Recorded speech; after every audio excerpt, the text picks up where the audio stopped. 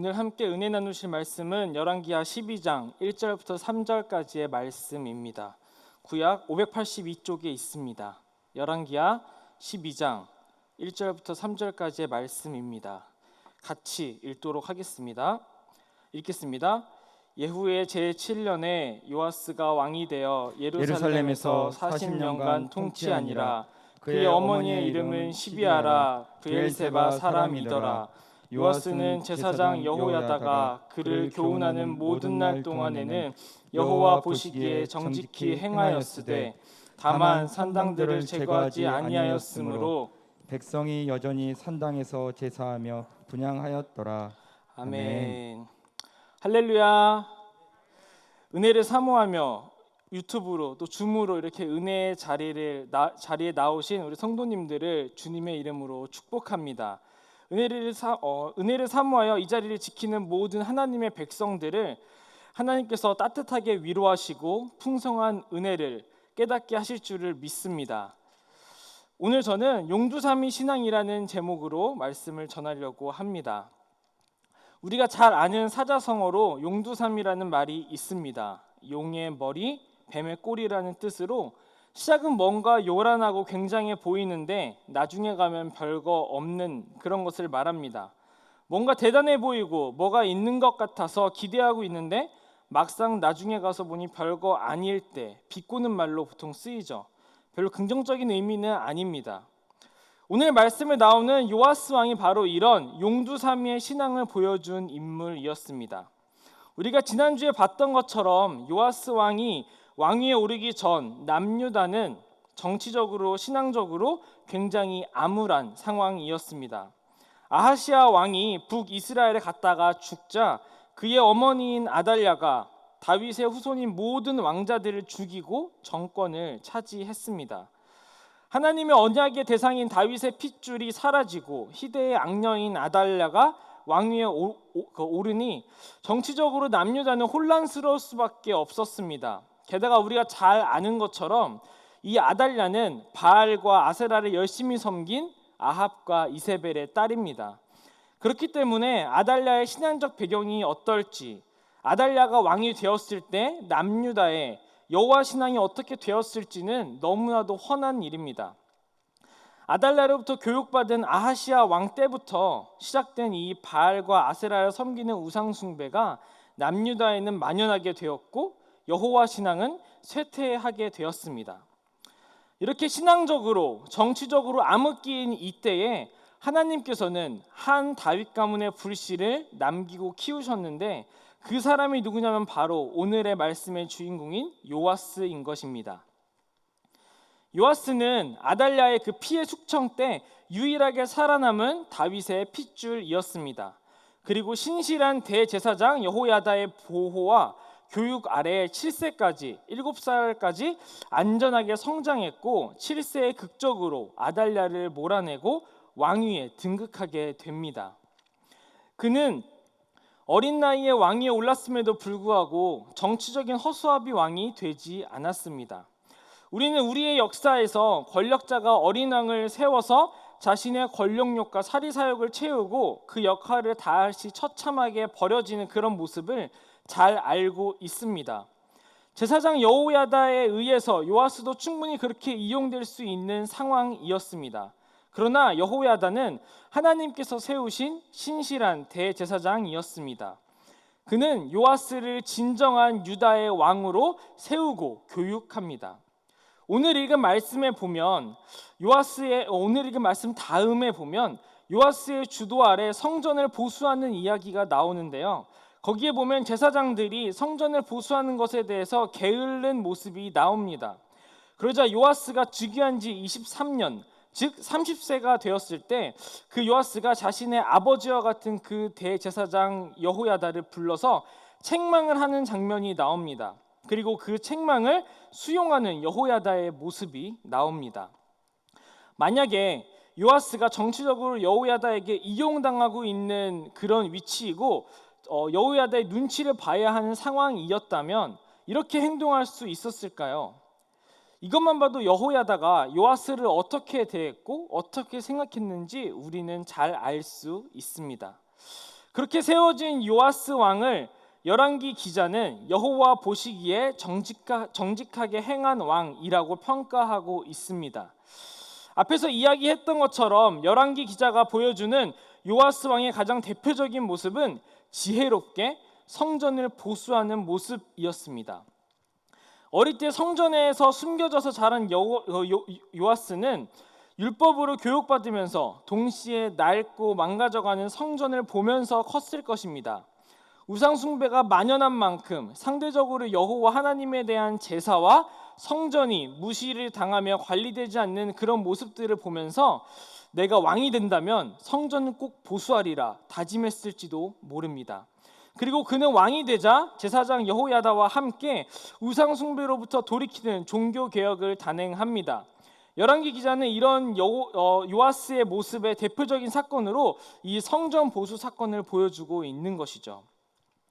그리고 오늘 읽은 열왕기하 12장 1절에서 이야기를 하는 것처럼 요아스는 예루살렘에서 40년간 남유다를 통치하게 됩니다. 다윗 왕조에서 40년을 통치한 사람은 요아스 때까지 다윗과 솔로몬밖에 없었습니다. 그리고 전체 왕을 통틀어도 40년 동안이나 통치하는 안정기를 누린 왕은 사실 그렇게 많지 않습니다. 자, 여기까지만 보면 요아스 참 대단하고 멋진 왕이지 않습니까? 그 시대를 위해 하나님께서 예비하신 놀라운 하나님의 사람인 것 같지 않습니까? 그런데요, 이런 용의 머리와 같은 그의 인생에 반전이 있습니다. 열왕기 기자는 요아스 왕의 대표적인 행적인 이 성전 보수 사건을 이야기하고 바로 그 다음에 이해가 안 되는 한 사건을 이야기합니다. 열왕기하 12장 17절 18절을 우리 함께 읽도록 하겠습니다.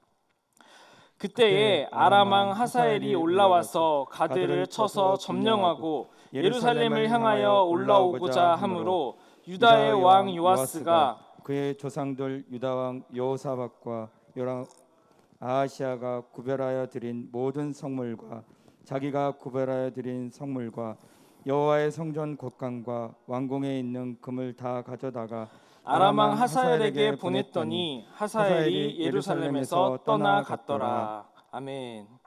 북이스라엘과 전쟁 중이던 아람 왕 하사엘이 옆으로 빠져서 블레셋의 가드를 점령하고 그 길로 예루살렘으로 곧바로 올라와 쳐들어왔다는 것입니다. 그리고 요아스는 그 하사엘을 돌려보내기 위해 선왕들이 모은 보물들, 자신이 성전을 보수하면서 구비한 모든 금들을 하사엘에게 바치게 됩니다. 그 보물과 금을 받은 하사엘은 그냥 돌아가게 됩니다. 사랑하는 성도님들, 지금 이 상황이 이해가 되십니까?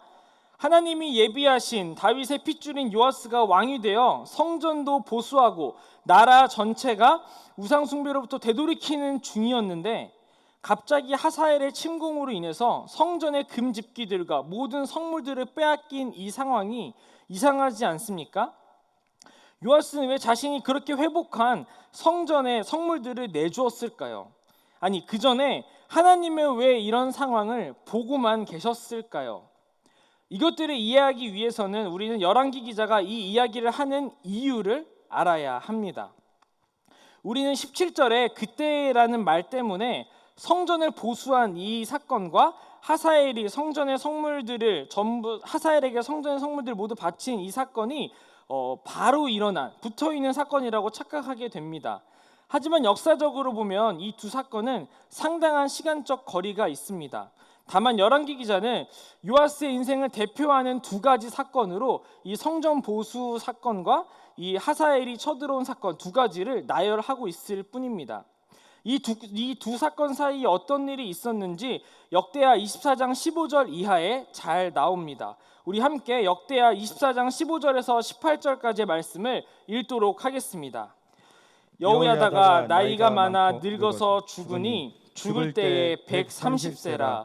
무리가 다윗성 여러 왕의 묘실 중에 장사하였으니 이는 그가 이스라엘과 하나님과 그의 성전에 대하여 선을 행하였음이더라. 여호야다가 죽은 후에 유다 방백들이 와서 왕에게 절하매 왕이 그들의 말을 듣고 그의 조상들의 하나님 여호와의 전을 버리고 아세라 목상과 우상을 섬겼으므로 그 죄로 말미암아 진노가 유다와 예루살렘에 임하니라. 아멘. 요아스가 성전을 보수한 일과 아람 왕 하사엘이 침공해온 사건 사이에 무슨 일이 있었냐면, 이 요아스의 영적인 멘토요 아버지와 같았던 대제사장 여호야다가 나이가 들어 죽게 됩니다. 그가 얼마나 훌륭한 사람이었는지 다윗성에 있는 왕들의 묘실에 장사될 정도였습니다. 그런 여호야다가 죽고 유다의 여러 방백들이 요아스를 찾아옵니다. 원래는 요아스 옆에 여호야다가 딱 자리 잡고 있어서 감히 함부로 가까이 할 수 없었는데, 이제 그 방패가 사라지니 너도 나도 왕에게 잘 보이고 가까이 하고자 했던 것입니다. 그리고 의지했던 여호야다를 잃은 요아스의 입장에서는 의지하고 힘이 되어줄 방백들의 접근이 나쁘지만은 않았던 것 같습니다. 문제는 요아스가 그들을 따라서 여호와 신앙으로부터 벗어나 아세라 목상과 우상을 섬겼다는 것입니다. 그리고 우리가 읽지는 않았지만 그 다음에 요아스는 하나님께서 다시 돌아오게 하시려고 보낸 선지자들의 경고도 듣지 않고 졸지에 하나님의 말씀을 전하는 여호야다의 아들, 그 정말 아버지와 같았던 그 여호야다의 아들 스가랴를 돌로 쳐 죽이게 됩니다. 이 죄로 인해 하나님의 진노가 유다와 예루살렘에 임하게 되고, 결국 아람 왕 하사엘이 침공해 왔을 때 모든 것을 내어줄 수밖에 없었던 상황이 되어 버린 것입니다. 결국 어떻게 되었을까요? 그의 40년 통치는 신복들의 반역으로 죽임을 당하여 끝이 나게 됩니다. 우리 같이 열왕기하 12장 20절부터 21절을 같이 읽도록 하겠습니다.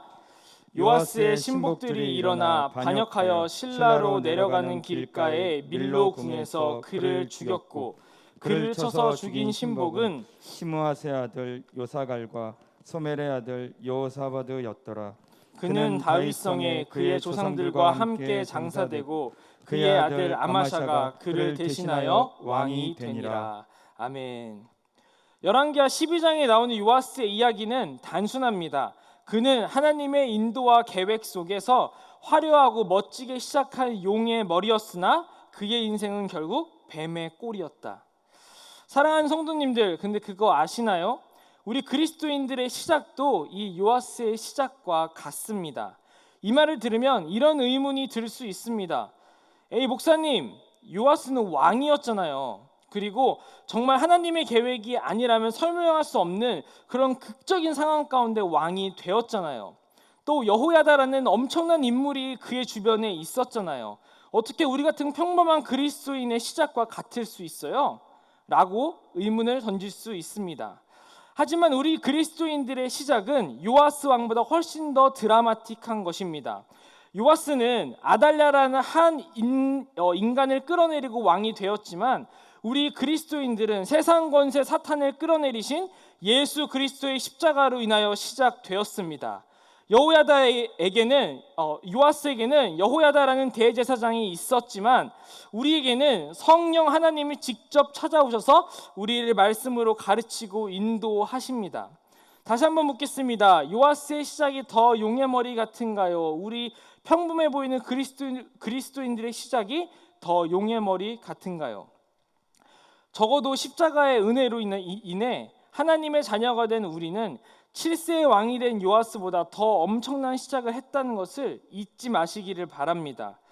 그리고 요아스가 왕으로 인생을 살다가 결국 그의 조상들과 함께 장사된 것처럼 우리도 결국 하나님의 백성으로 천국에 들어가게 될 것입니다. 그런데 문제는 이것입니다. 요아스와 같이 뱀의 꼬리로 부끄러운 인생의 결말을 맺을 것인가?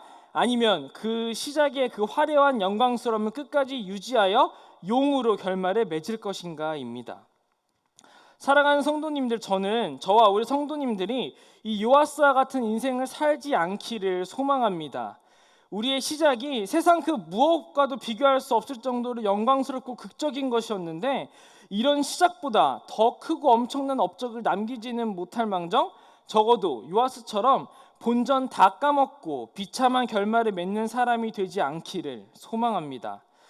그러면 어떻게 하면 우리가 이런 요아스와 같은 용두사미의 인생을 살지 않을 수 있을까요?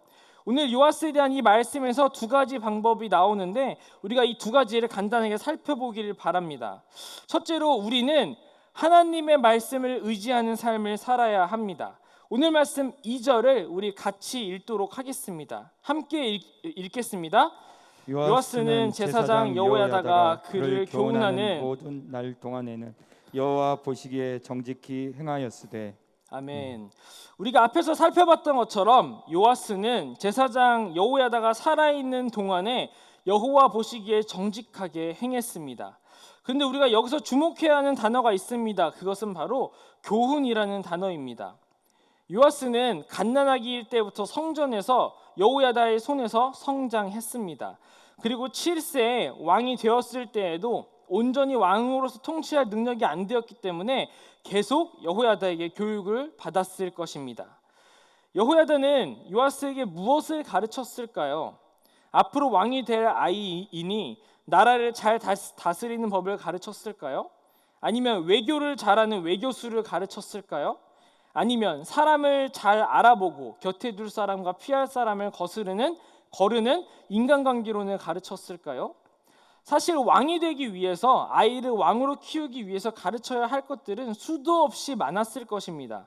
하지만 여기서 여호야다가 일평생 요아스를 교훈한 것은 바로 율법, 하나님의 말씀이었습니다.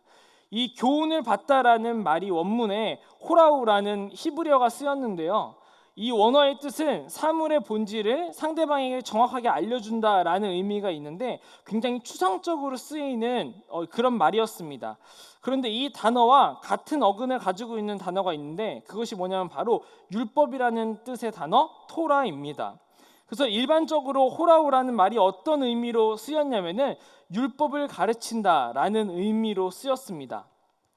즉 이 호라우라는 단어를 씀으로써 열왕기 기자가 이야기하고 싶었던 것은 여호야다는 일평생 요아스에게 율법, 즉 하나님의 말씀을 가르쳤고 요아스가 여호야다에게 그렇게 하나님의 율법으로 가르침을 받는 동안에는 여호와 보시기에 정직하게 행했다고 말하고 있는 것입니다. 사랑하는 성도 여러분, 우리가 이 땅에서 성공하고 잘 사는 법은 굉장히 많습니다. 서점에 가보면 그 넓은 서점에서 자기계발서 책들이 엄청나게 많이 있고 또 무슨 성공하는 기술, 부자가 되는 법, 무슨 생존 방법 등 이런 책들이 매일매일 수십 권씩 쏟아지고 있는 것을 우리는 보지 않습니까? 하지만 하나님의 백성으로서 이 땅에서 뱀의 꼬리와 같은 결말을 맺지 않고 성공하는 유일한 방법은 바로 하나님의 말씀을 의지하는 것밖에 없는 줄 믿으시길 간절히 바랍니다. 제가 맡고 있는 유년부에서 지난주부터 매일 말씀 묵상을 영상으로 진행하고 있습니다. 이제 어린이 큐티책을 하나 정해서 이제 제가 말씀 묵상하는 것을 영상으로 찍어서 아이들이 찍어서 올리면 아이들이 그 영상을 보고 따라서 말씀을 묵상할 수 있도록 하는 것인데요. 이제 처음 시작했던 첫 주 지난주가 정말 힘들더라고요. 이제 집에서나 교회 한 구석에서 매일 핸드폰으로 카메라를 켜놓고 카메라 앞에서 카메라를 보면서 녹화하는 거, 이것도 굉장히 어색했고 이제 그게 어색하다 보니까 말도 굉장히 버벅이고 이게 그래서 다시 찍기도 많이 찍고 이제 형식도 완전히 정리되지 않았었어서 편집하는데도 시간이 굉장히 오래 걸리고 이런 어려움을 겪었었습니다. 그래서 지난주에는 거의 매일 새벽 한 3시, 4시쯤에 잤던 것 같습니다. 새벽 4시까지 편집하고 올리고 잠을 잤었습니다. 다행히 이번 주는 지금은 좀 능숙해져가지고 잠은 좀 잘 자는 것 같습니다. 또 이번 주 이제 주보에 광고가 나간 것처럼 저희가 이제 추석이 끝나고 10월 5일부터 OBS라고 온라인 성경 공부를 진행하지 않습니까? 강좌의 이 주제와 내용들을 보시면 아시겠지만 이제 말이 성경 공부지 성경의 이야기들과 우리의 삶의 주제들을 흥미롭고 재미있고 유익하게 듣고 나누는 그런 시간입니다. 이제 강의가 시작되면 목사님들께서 이제 월요일부터 매일매일 예배가 없는 시간을 꽉 채워서 강좌를 여실 겁니다. 목사님들께서 매일매일 강의를 준비해서 유튜브에 공개 강좌를 열고 줌을 통해 성도님들이 들어오는 걸 확인하고 카메라를 보면서 강의를 진행하고 댓글창과 이제 질문들을 받으면서 성도들의 반응을 체크하면서 진행한 이 강의가 과연 쉬울까요? 절대 쉽지 않고 익숙하지도 않을 겁니다. 그럼에도 불구하고 교회에서 이 대면을 할 수 없고 모일 수 없는 이때에 이렇게라도 하는 이유가 무엇일까요? 그것은 우리 아이들이, 우리 성도님들이 매일매일 하나님의 말씀을 온전히 의지하는 삶을 살아야 하기 때문입니다. 저는 저의 이 말씀 묵상 영상이 또한 우리 목사님들의 매일 강좌가 우리 아이들과 성도님들의 삶을 극적으로 바꾸리라고는 기대하지 않습니다. 주님께서 하시면 하실 수 있겠지만 적어도 제가 영상을 만들면서 갖는 마음은 우리 아이들이 이 영상으로 오늘 하루를 온전히 하나님의 말씀을 의지하며 살기를 소망하는 마음으로 매일매일 영상을 찍고 편집을 하고 있습니다. 사랑하는 성도님들, 우리는 매일매일 하나님의 말씀을 의지하기 위해서 계속해서 나 자신을 하나님의 말씀에 노출시켜야 합니다. 말씀을 가까이 해야 합니다. 그렇지 않으면 여호야다가 죽은 틈을 타 요아스에게 방백들이 찾아왔던 것처럼 우리가 하나님의 말씀에서 조금이라도 멀어지면 그 틈으로 세상의 목소리와 가치관이 들어오기 때문입니다. 하나님의 말씀을 온전히 의지하고 그 말씀에 자신을 계속 노출시킴으로 세상이 틈타지 못하는 저와 우리 성도님들이 되시기를 주님의 이름으로 간절히 소망합니다. 요아스와 같이 용두삼의 신앙이 되지 않기 위한 방법 두 번째는요, 우리의 주변을 신앙으로 정리해야 한다는 것입니다. 오늘 말씀 3절을 우리 함께 읽도록 하겠습니다. 읽겠습니다. 다만 산당들을 상단들을 제거하지 아니하였으므로 백성이 여전히 산당에서 제사하며 분향하였더라. 아멘. 산당은 고대 근동에서 오래된 예배의 처소였습니다. 이스라엘 사람들뿐만 아니라 가나안에 살았던 사람들도 자신들의 우상들에게 제사할 때는 높은 곳에 가서 이 산당에 가서 제단을 쌓고 제사를 드렸습니다. 처음 하나님께서 이스라엘 백성들이 출애굽을 했을 때 이스라엘 백성들에게 성막을 주셨죠. 그리고 그들이 가나안 땅에 들어왔을 때 가나안 백성들이 만들어 놓은 모든 산당들을 없애고 한 곳에 고정되어 있는 성막이 바로 하나님을 향한 제사의 구심점 역할을 했었습니다. 그런데 사무엘상 4장에 나오는 엘리 제사장 때 이 아벡 전투에서 언약궤를 블레셋에게 빼앗기는 이 사건에서 성막은 사실상 신앙의 구심점 역할을 잃어버리게 됩니다.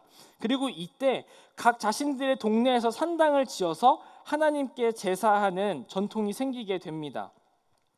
그러다가 언약궤가 다시 돌아오고 솔로몬이 성전을 완성하면서 다시 성전을 중심으로 하나님을 향한 제사가 집중되었고 하나님께 산당에서 제사를 드리는 이런 것들은 모두 사라지게 됩니다.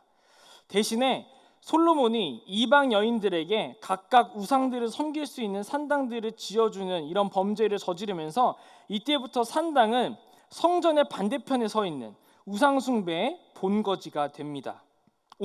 오늘 말씀에서 요아스가 없애지 못했던 산당은 바로 이 솔로몬 이후에 전국에 세워졌던 우상을 숭배하는 데 사용된 산당을 말하는 것입니다.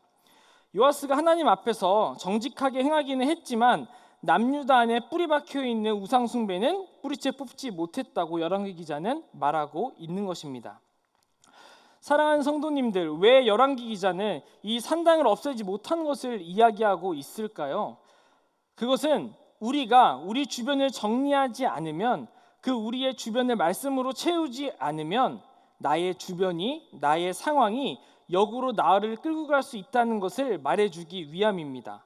우리 함께 역대하 24장 17절 18절을 다시 한번 읽어보도록 하겠습니다. 읽겠습니다.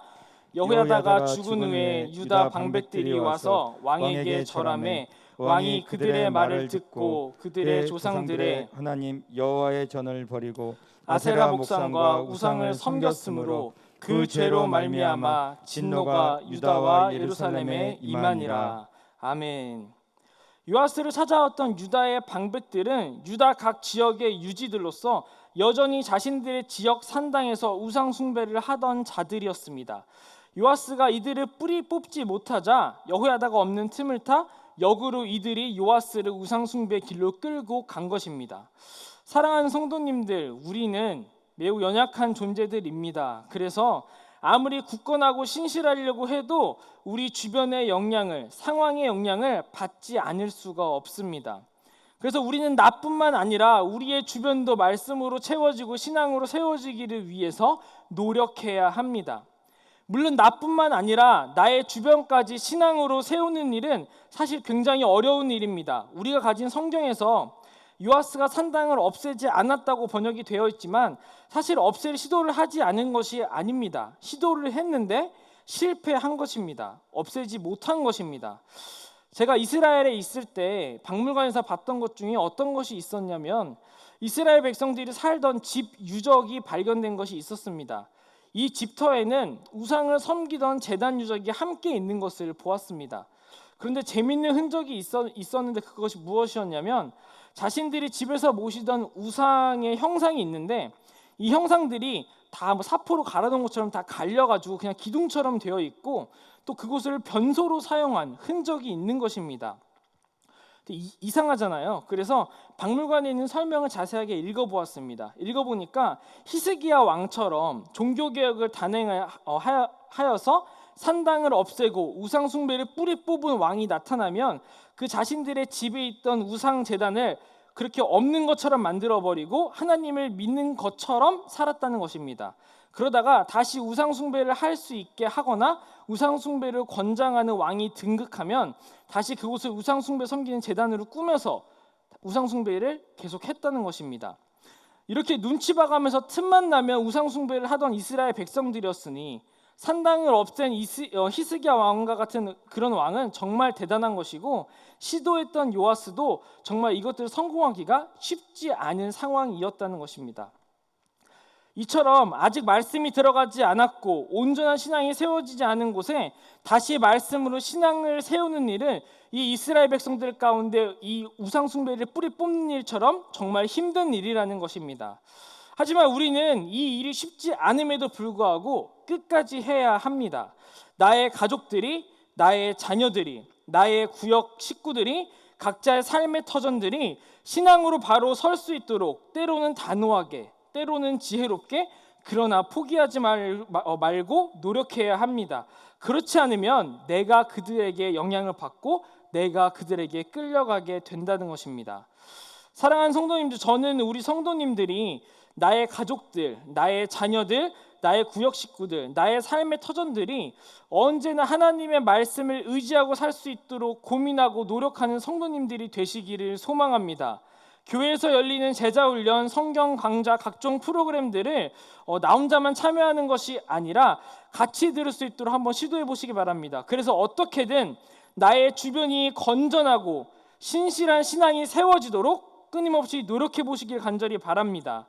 그래서 주변에 이끌려 불신앙의 길로 끌려가는 신앙이 아니라 주변을 말씀과 신앙으로 세우는 우리 모든 성도님들이 되시기를 주님의 이름으로 간절히 소망합니다.